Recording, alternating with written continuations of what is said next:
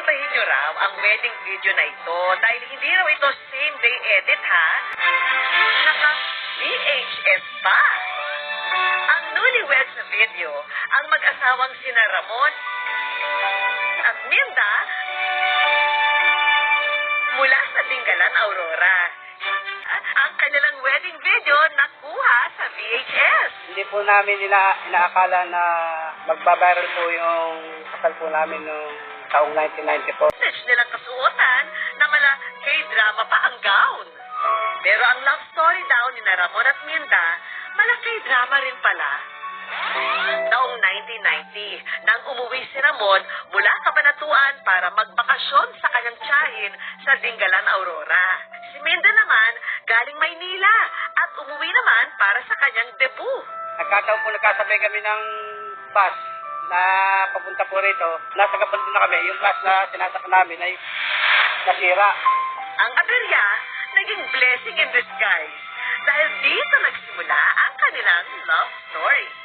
Noong na-stranded po kami ng Gabaldon na Medea, kasama ko po siyang natulog doon sa sasakyan namin jeep paumaga. Hindi ko po ina-expect na pupuntahan niya pala dito sa Barangay Umiray. Yun din po ang pupuntahan ko. Pagkapit bahay lang pala yung tiyahin ko rito, tutuluyan ko sa yung bahay nila. Doon nga po, sa pagbaba ko po ng jeep, tinulungan niyo po ako doon sa mga daladala ko.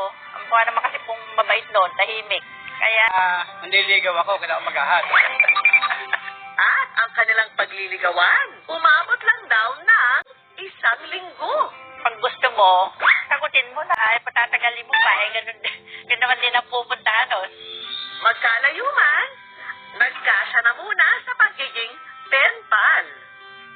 Sa isang buwan siguro, mga 2 letters, gano'n, ang nagiging sagutan namin sa sulat. Mga 2 years kami nagsusulatan. At makalipas ang 2 taong magkarelasyon, si Ramon hindi na nakatiis at sinundan na si Minda sa Maynila. Problema na hindi niyo inaasahan. Dapat magkatuwang kayo, harapin niyo ang mga problema na darating sa inyo. Ang tunay na pagmamahala, hindi mapaghihiwalay ng distansya. Hindi matitinag ng bagyo. At kailanman, hindi maluluma ng panahon.